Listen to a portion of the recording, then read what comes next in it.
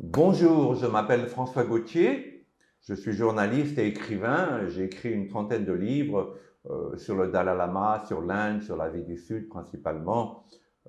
J'étais correspondant du Figaro pendant longtemps en Inde et en Asie du Sud et également de Valeurs Actuelles pour magazine pour lequel je travaille toujours. Je voulais vous parler aujourd'hui de la Coupe du Monde, extraordinaire Coupe du Monde. Nous avons vu des matchs tout à fait d'un niveau absolument époustouflant, y compris la finale entre nous, la France et l'Argentine, qui était d'un niveau exceptionnel et qui nous a tenus en haleine pendant 90 minutes. Je pense que l'Argentine a mieux joué que la France dépendait trop du génie de Mbappé et que l'Argentine avait une équipe beaucoup plus solide, beaucoup plus cohésive et des joueurs de grande qualité comme Di Maria qui joue pour le Paris Saint-Germain et bien sûr Messi qui reste avec Ronaldo le meilleur joueur du monde. Voilà, je voulais vous parler aujourd'hui du racisme parce que malheureusement, le Qatar, auquel nous devons une extraordinaire Coupe du Monde, qui a organisé cette Coupe du Monde de manière tout à fait exceptionnelle, reste quand même un pays qui exporte le fondamentalisme sunnite à travers le football. Nous savons que les Qataris sont propriétaires du Paris Saint-Germain et également d'autres clubs de football de haut niveau comme le Manchester City en Angleterre et que le Qatar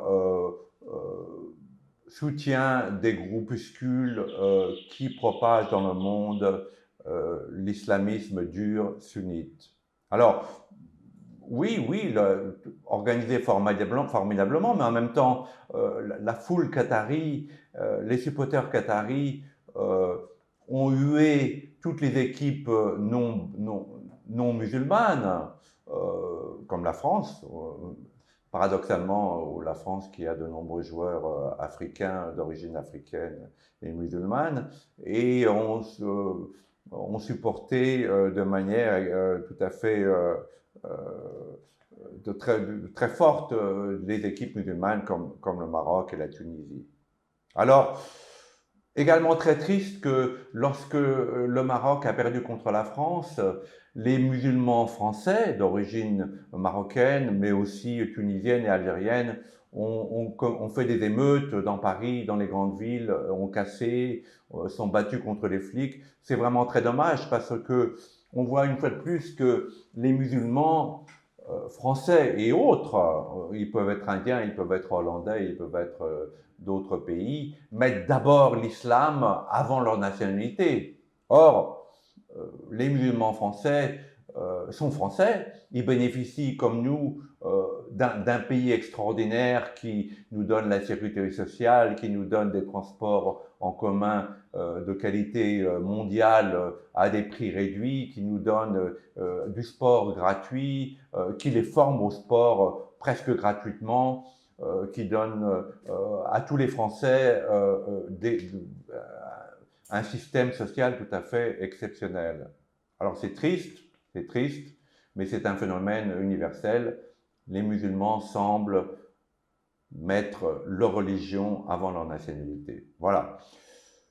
Je vis en Inde et bien sûr, je pratique la spiritualité indienne. Vous savez, le pranayama, le hatha yoga, qui sont les postures du yoga, la méditation.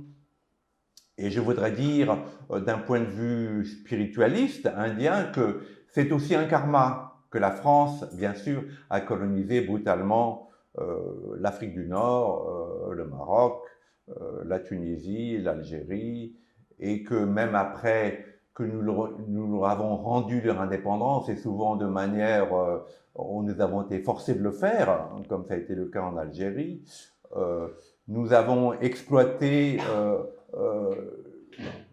les Algériens, les Tunisiens, les Marocains qui ont travaillé dans les années 50 et 60 en France comme manœuvre, comme maçon, comme ramasseur de poubelles. Et je me rappelle quand j'étais gosse que nous n'avions pas beaucoup de respect pour eux, nous les appelions des bicos, c'est un nom qui n'existe plus aujourd'hui, mais bico c'était un nom péjoratif et on appelait les Arabes les bicos. Alors, c'est vrai qu'il y a une colère aujourd'hui parmi les jeunes Français musulmans, colère qui est justifiée de par la colonisation, de par la manière dont nous avons traité leurs grands-parents ou leurs arrière-grands-parents. Donc, en Inde, on appelle ça un karma. Et on paye un karma à la souffrance. Donc, ces émeutes sont un peu le karma que nous, Français, payons pour avoir exploité ces nations musulmanes. Maintenant, l'islam se crée lui-même un mauvais karma. Le Dalai Lama appelle ça un karma noir. Hein. Les Tibétains payent aujourd'hui le karma noir d'un féodalisme qui perdurera jusqu'au début du XXe siècle. Voilà. Donc, les musulmans se créent eux-mêmes, alors qu'ils bénéficient aujourd'hui de ce bon karma.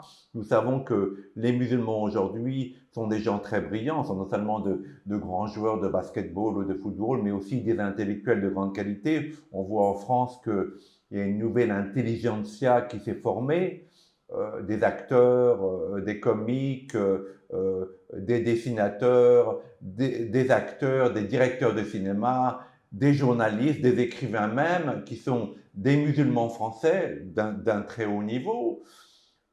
Donc les musulmans, eux, sont en train de récolter ce bon karma, mais en même temps, ils se recréent un karma noir en faisant des émeutes après la Coupe du Monde ou pendant la Coupe du Monde et en continuant à vouloir dominer le monde, à vouloir imposer l'islam au monde. Mais pourquoi?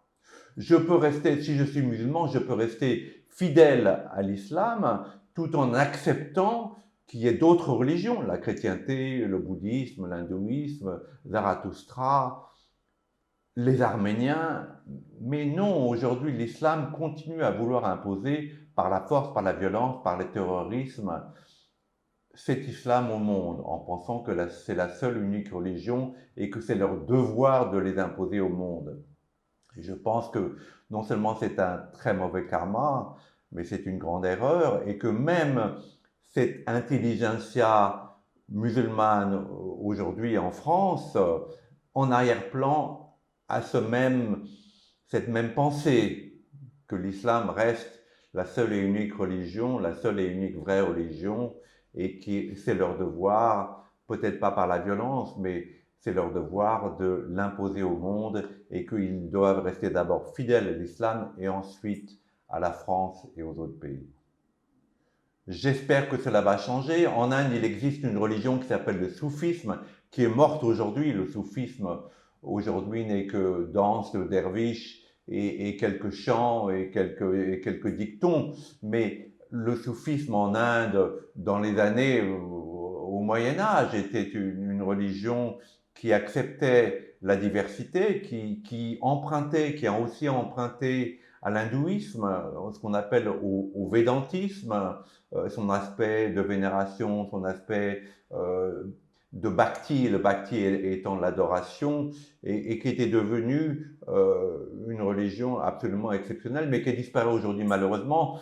On espère que ça va revenir. Moi, je travaille de mon côté, je fais des expositions sur un des grands saints du soufisme qui s'appelait Dara Shikoh, qui était le frère d'un empereur moghol, Aurangzeb, mais qui malheureusement a été décapité par son frère, par Aurangzeb, et le soufisme est mort ce jour-là. Voilà, cette Coupe du Monde pour nous rappeler à la fois la beauté du football, mais aussi que l'aspect karma noir de l'islam continue à sévir et je pense va continuer malheureusement pendant longtemps à sévir.